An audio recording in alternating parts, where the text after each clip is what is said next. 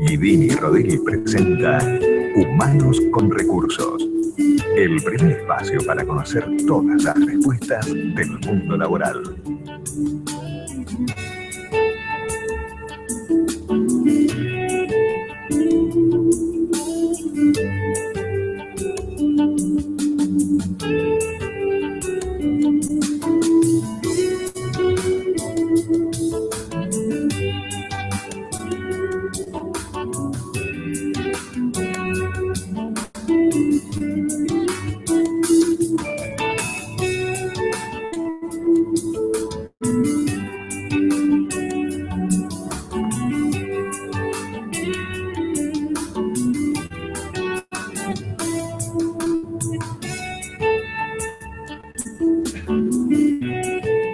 Bienvenidos un miércoles más a Humanos con Recursos, como siempre un nuevo episodio de edición 2016, Matías Guidini.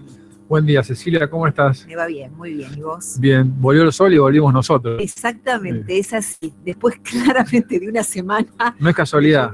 No es casualidad, por supuesto, no es casualidad. Aquí, que se quede el sol. Así es, y bueno, también feliz día atrasado, Cecilia, que no te pude... Muchas gracias, Mati, muchas gracias. No te pude ver, pero bueno, para todos los locutores de Millennium. Claro. Y estamos en un nuevo episodio, ¿no? Para hablar del mundo laboral. Sí, señor. ¿Qué pasa con las personas, en las empresas, los recursos humanos?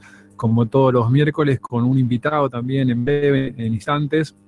Y también para más adelante la oferta laboral, la oportunidad laboral que siempre ponemos a disposición, ¿no? Así es, y como siempre damos nuestras vías de contacto porque nos escuchan en la radio en el 106.7, pero también nos pueden ver nuestro estudio, lo que pasa en este programa, y además ya nuestro invitado aquí compartiendo nuestra mesa a través de YouTube, por streaming en vivo en el canal Guidini Rodil. Estamos en contacto a través de Twitter, @JMGuidini, JM con mayúscula, o a través de nuestra página Humanos con Recursos en Facebook. Habrá oportunidad, por supuesto, laboral en nuestro programa de hoy, y nuestra charla a raíz de la propuesta de este episodio de Humanos con Recursos tiene que ver con nuestro invitado, que es Bernardo Nolfi. Es abogado, es director de Recursos Humanos de Louis Dreyfus Company, amante de la música. Así completo. ¿De la voz? ¿Cómo tenés ese dato, Cecilia? No sé. Yo me cercioro, chequeo aquí quiénes son nuestros invitados y en su currículum dice eso. Muy bien, bueno, ¿cómo andás? Y puedo decir que le gusta y la hacemos completa. No, me da miedo. ¿Cómo andás, Bernardo? Muy bien, buenos días, muchas gracias por esta oportunidad y esta invitación de estar acompañándolos hoy en este programa, en esta jornada. Bien, muy bien. Bueno, y un poco, siempre, Cecilia, el tema es recorrer las situaciones que se dan en el mundo laboral, ¿no? Y hay una que hasta ahora no habíamos abordado, que tiene que ver con, y extrañamente no abordamos porque ahora vamos a ver que se repite mucho, que cuando trabajás en una empresa, esa empresa tal vez fusionada, adquirida, bueno, hay muchas formas que se pueden usar, pero bueno, se junta con otro y ahí, bueno, se da una situación, bueno, que ahora Bernardo nos va a ayudar a recorrer un poquito, y un poco la pregunta, Bernardo, entonces es, o para arrancar, ¿no? Es cuando estás en una empresa que sufre algún tipo de estos procesos, ¿no? Adquisición, fusión, bueno, ¿qué hacer el empleado, ¿no? ¿Cómo tomárselo? ¿Qué situaciones se dan? Bien. Sí, en principio yo trataría de evitar el uso de la palabra sufre, porque ya eso ya le da una connotación que me parece que no es la más apropiada. Leyendo el domingo un suplemento del diario La Nación, observaba que, bueno, que como un subtítulo han vuelto las compras, es decir, hay compañías en Argentina que empiezan a ser objeto de estos procesos de adquisición, y me parece importante, digamos, es algo oportuno incluir esta temática dentro de nuestra conversación hoy, porque en definitiva esto impacta e involucra a las personas de una organización que muchas veces forman parte de este proceso y de una manera muchas veces inesperada, en términos de que no forma parte obviamente de su desarrollo profesional explícito, en cuanto a que las personas no tienen dentro de su plan de desarrollo profesional ser comprados, y me parece interesante también cuál es el abordaje que los colaboradores de una organización, los empleados de una empresa deben considerar a la hora de vivir la experiencia de un proceso de fusión o de adquisición. Bueno, y también nos acompaña Cecilia Bernardo, porque vos has pasado por muchas de estas situaciones, vos tenés más de 20 años de experiencia. 25 sí. Años gestionando el área de recursos humanos, y bueno, desde ese lugar, ¿con qué te encontraste? O sea, ¿cómo se siente la gente cuando una empresa es comprada? Sí, es difícil generalizar, pero lo cierto es que hay personas que han de alguna manera desarrollado toda una carrera durante muchos años en una compañía y que de repente y de forma inesperada reciben esta noticia. Esas personas que han trabajado tantos años y han hecho una apuesta directa a una organización se encuentran de manera sorpresiva con un cambio. Es lo que yo llamo cambiar de trabajo sin cambiar de trabajo. ¿Viste? Es buena esa, ¿eh?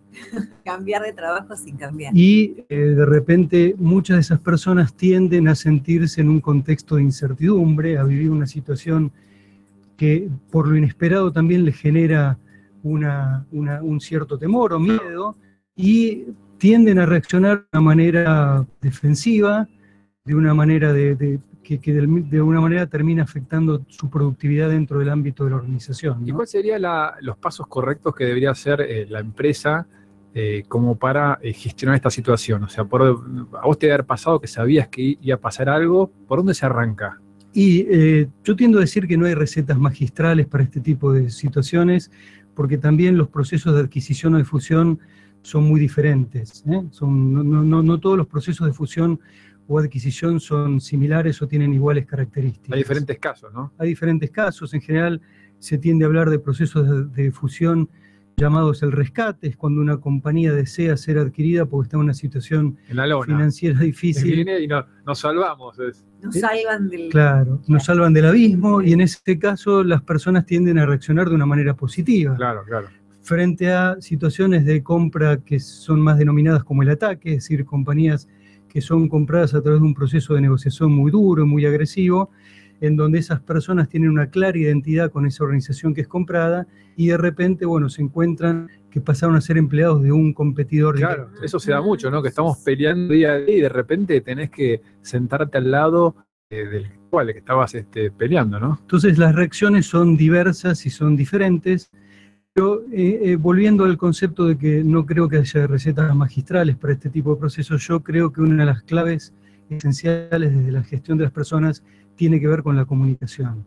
Tiene que ver con brindarles a los empleados de una organización una información clave, información veraz, de manera tal que las personas sientan que lo que se les está informando y lo que se está insinuando como parte de este proceso es veraz, va a pasar, y no generes una situación de invitarles la incertidumbre por el hecho de no ser claros en el mensaje y no decirles exactamente bien a qué atenerse y ocurrir con este proceso de fusión o de adquisición. ¿Y quién tiene que liderar eso, no? Pienso, si es gerente general y le hablas a todos en una sala, cada jefe con el tuyo, porque obviamente se genera, ¿no? El radio pasillo, nos van a comprar, vos te vas a quedar, nos van a echar, los que vienen son estos. O sea, ¿cómo sería? De vuelta, decís que no hay receta, pero en tu experiencia, ¿cómo se maneja? ¿Va uno con cada uno, el gerente con el jefe con el asistente? En general el proceso tiene que tender a ser cara a cara, es decir, un proceso donde haya una cercanía y un contacto directo con la organización. En general el management tiene que estar claramente involucrado, es decir, no podemos prescindir del management o del management de la organización, porque se trata de una instancia clave y me parece que tiene que haber una demostración cabal de que hay un compromiso del máximo nivel de la compañía para el éxito de este proceso. Y después me parece que el jefe directo tiene que estar complementando este mensaje en el uno a uno con cada uno de sus colaboradores o con su equipo de trabajo. Y Bernardo, yendo tal vez a las situaciones un poco más duras que puede pasar, ¿no? Porque se juntan dos compañías, hay lugar para todos, pero tal vez no hay lugar para todos, y eso no es algo ni malo, es algo que va a suceder. ¿Cómo se maneja esa situación de tal vez tener que prescindir algo y que de vuelta a vos tal vez te haya pasado en una fusión? O sea, ¿qué cuidado se tiene? ¿Cuáles son las variables? O sea, ¿cómo se elige tal vez esa persona que tiene que salir? Sí, a mí me parece fundamental que no se deje, que se considere el contexto, es decir, que no se deje de considerar la situación de contexto. Una cosa es un proceso de fusión o de adquisición en una situación de un país o de un contexto de expansión, donde de alguna manera hay una demanda de trabajo, hay una situación donde las personas saben que tienen oportunidades más allá de cuál sea su suerte en ese proceso de fusión o adquisición, y otra situación se da en un contexto de retracción, cuando hay una situación de altas tasas de desempleo y demás, en donde las personas obviamente somos conscientes de esa situación y sabemos que un circunstancial proceso de compra o de adquisición nos puede enfrentar a un escenario del mercado laboral difícil o, a contrario sensu, un escenario de mercado laboral favorable, ¿no? Pero si la noticia es mala, ¿no? Que tenés que decir, bueno, tenemos que cerrar una operación porque negocio, contexto o decisión de la compañía, ¿por dónde se empieza? ¿Se habla tal vez con los gremios, con la comunidad, con los empleados? Yo creo que hay que considerar a todos los actores que forman parte de un proceso porque, insisto, un trabajador es un trabajador de una organización, pero al mismo tiempo es un ciudadano y es una persona que está inserta en una comunidad.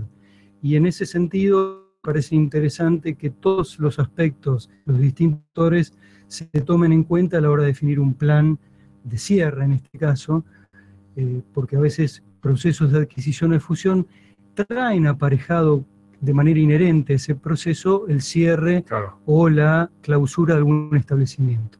Cuando ese establecimiento está, de alguna manera, tiene un grupo de gente que está sindicalizada y hay un sindicato que forma parte, que ejerce la representación de esos trabajadores, también me parece importante que como actor central se lo considere como parte integrante en el proceso de comunicación y en el desarrollo del proceso de cierre, ¿no? Y a vos eso, ¿cuál es la clave? Creo que a vos te pasó una vez y cómo lo resolviste, o sea, no es una situación fácil, ¿no? Pero... La clave, como en la vida, me parece que es que en ese momento no es el momento de sembrar, sino que hay, sobre todo en las relaciones laborales, en las relaciones con el sindicato, en ese momento que yo llamo momento de la verdad, se constituye todo lo que se ha trabajado antes en la relación con el sindicato. O sea que si ya venías mal de antes, no tenés mucha opción.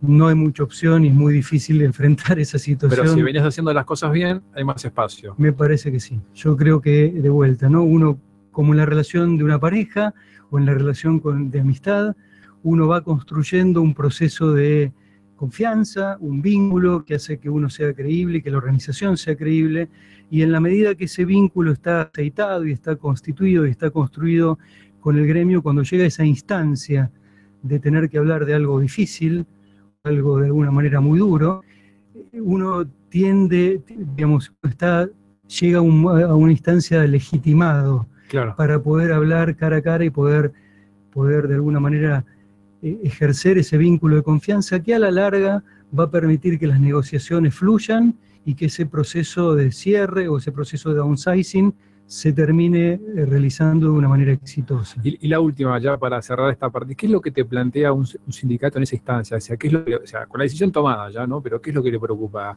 El empleo, la indemnización, las condiciones de trabajo, si lo puedes ayudar a conseguir otro trabajo. En general, el sindicato trata de legitimarse como representante del trabajador y de ejercer una voz, de hacer la representación colectiva. Obviamente yo insisto que siempre hay una complementariedad entre la representación colectiva que ejerce el sindicato y las necesidades y expectativas de las personas como individuos. Y me parece que cuando uno aborda este tema a nivel sindical, no tiene que dejar de considerar también que hay un grupo y un colectivo, que es un grupo de individuos que tiene distintas expectativas y que tiene distintas necesidades. Con lo cual, mi recomendación es que no dejar de considerar al sindicato como órgano o representante legítimo de los trabajadores, pero no dejar de también considerar las expectativas de cada uno de los trabajadores en forma individual. Y en ese sentido, el sindicato, y respondiendo a tu pregunta, tiende a plantarse en decir qué es lo que puedo yo como representante de los trabajadores hacer para tratar de lograr que ese trabajador no quede inerme, no quede expuesto a una situación difícil, y tratar de, a través de un modelo de placement, de capacitación para que la persona adquiera condiciones para poder reinsertarse en el mercado laboral más rápido y, por cierto, también el tema de la indemnización y que la persona reciba lo que le corresponde. Lo que le corresponde, de manera tal de poder, de alguna manera, hacer un cierre más prolijo y que esté de acuerdo a todas las condiciones legales y que la empresa también, que como empresa debemos respetar, ¿no? Bien, vamos a seguir en un ratito, Cecilia, entonces, entendiendo cómo manejar esta situación donde hay fusiones, donde a veces hay cierres de plantas, a veces hay oportunidades desde el lado de los recursos humanos y también de las personas. Así es, los acompañamos. Después de la canción va a llegar, por supuesto, la búsqueda de la semana, así que vamos a recordarles nuestro correo humanosconrecursos con mayúscula hcr@guidinirodil.com.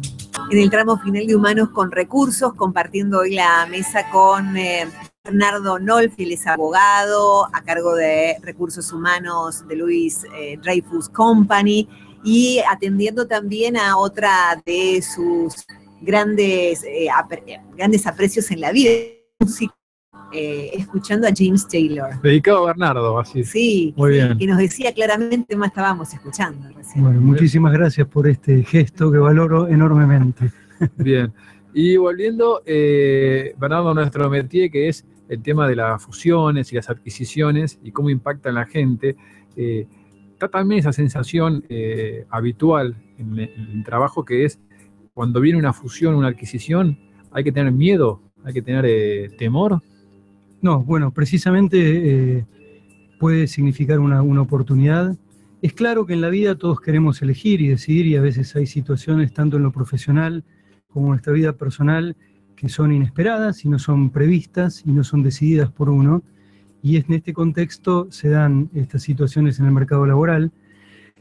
Es una situación que quizá nuestros abuelos no vivían tan de manera naturalizada como hoy. Claro. La globalización y el contexto donde el capital se mueve por distintas partes del mundo ha traído aparejado como algo normal y natural, y muchas veces se da en situaciones donde uno ha elegido una organización, la ha elegido por ciertos valores, por su cultura y demás, y de repente e inesperadamente ocurre este suceso donde cambia la elección y donde uno no ha sido actor ni partícipe. Claro. En este contexto, ¿no? ¿Y vos te encontraste en tu experiencia con gente que cuando lo compran nunca termina de incorporarse y es como que niega y no le gusta y dice no es lo mismo? ¿Y qué haces con esa persona que no quiere cambiar, no quiere ni adaptarse, no quiere ni escuchar, digamos? Bueno, yo cuando hablo de oportunidades, hablo de oportunidades en dos sentidos.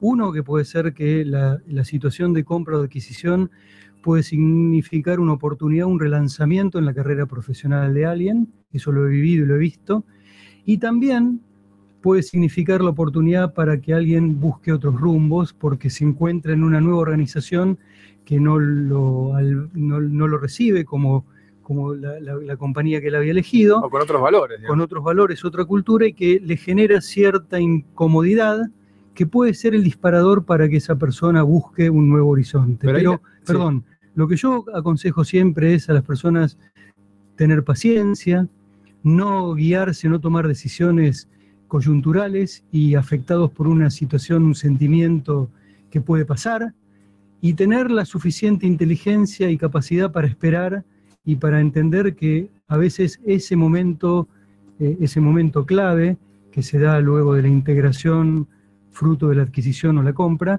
no es el mejor momento para tomar decisiones. Está bien, porque te iba a preguntar justamente a aquel que es como que estamos ahora acá y Cecilia, te enterás que te compra la BBC. Imagínate. Entonces vos decís, me voy, me llamaron de un lugar, porque también está la competencia que cuando sabe que hay fusión.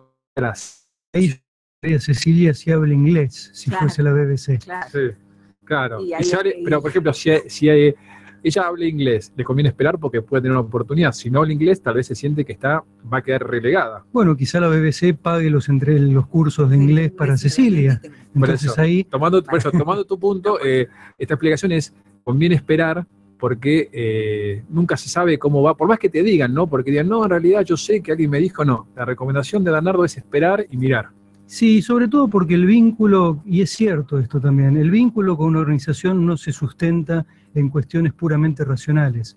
También hay cuestiones sentimentales, hay cuestiones como decía al principio, hay personas que han trabajado muchísimos años en una organización y que el vínculo con esa compañía no está basado solamente en cuestiones puramente oportunistas o racionales, sino que tiene que ver con el afecto, con el. Entonces creo que en ese sentido la primera reacción suele ser defensiva, suele ser de desazón, suele ser de frustración, y me parece que es importante frenarse, esperar y mirar con atención lo que ocurre y en función de eso ir tomando las decisiones. Y también el rol del jefe, ¿no? Porque muchas veces a mí me ha pasado una vez que el jefe te dice, no, vos confía en mí, ¿no? Ahí está también ese vínculo, ¿no? Porque si uno tiene un jefe, un líder que va a defender de alguna manera su lugar, también es una cosa, otra es que uno esté a la deriva, ¿no? Bueno, siempre el líder o el jefe es clave, no solo en estos procesos, sino que en toda la vida profesional. Yo tengo un íntimo amigo que siempre me dice que uno no cambia de trabajo, sino que huye de algunos jefes, y en rigor el vínculo con la organización, claro está que uno de los principales factores a través de los cuales se entable ese vínculo es la relación con quien nos conduce, con nuestro jefe, con el líder de un área o un sector determinado, ¿no? Y la última, ahora estoy en el lugar del que compro, ¿no? Y ya se nos va acabando el tiempo, pero no, vengo y compro. Si estoy en esa empresa como empleado, ¿qué recomendación? O sea, tranquilo porque soy el que voy ahí, o también hay que saber leer esa situación. El que compra tiene que entender que no compra a las personas, ¿eh? Y creo que en ese sentido tiene que ser consciente de que tiene una gran oportunidad, pero también tiene muchísimos riesgos atados a que estos procesos en general, a partir de los sentimientos que describíamos recién que rigen a las personas, terminan afectando la productividad, el trabajo en equipo, digamos, la motivación. Entonces, también el que compra tiene un desafío, y no porque haya comprado tiene ya ganado el éxito de su decisión de compra. El proceso empieza con esa decisión de compra que se concreta en la integración, pero este es un proceso que tiene que seguir adelante y que no termina en el mero hecho de la adquisición o compra. Y la última, en tu experiencia, ¿cuánto termina, ¿no, de durar este ciclo? ¿No? Porque comentarios puede ser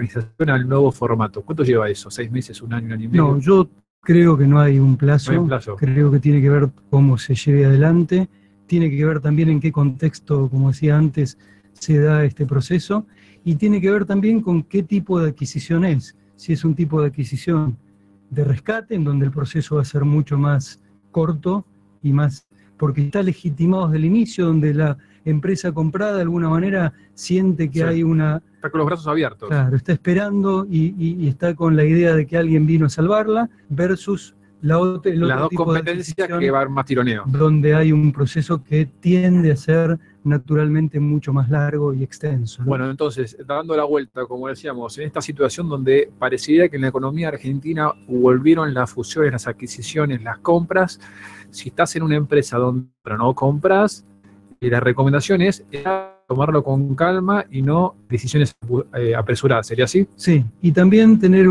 aconsejo también seguir una actitud proactiva, en el sentido de si la información no llega y no fluye como uno espera y eso genera desazón e incertidumbre, bueno, tratar de tener un rol activo en el sentido de ir a buscar la información, principalmente con el jefe, y de esa manera también evitar lo que también suele darse comúnmente en este tipo de procesos, que es rumores, comentarios, que a veces no tienen absolutamente nada que ver con la realidad de los hechos, y muchas veces en la medida que uno no los neutralice, alimentan aún más esa frustración, ese temor y ese miedo. O sea, no está mal ir a hablar con el jefe y decirle, contame qué está pasando. Para mí no está nada mal, al contrario, es una de las cosas que yo recomiendo fuertemente. Bien, bueno, dimos como siempre, Cecilia, un pantallazo en este caso sobre una situación que todavía no habíamos abordado, que era, bueno, ¿qué pasa cuando mi empresa la compra? Así que, bueno, muchas gracias, Bernardo, por la invitación.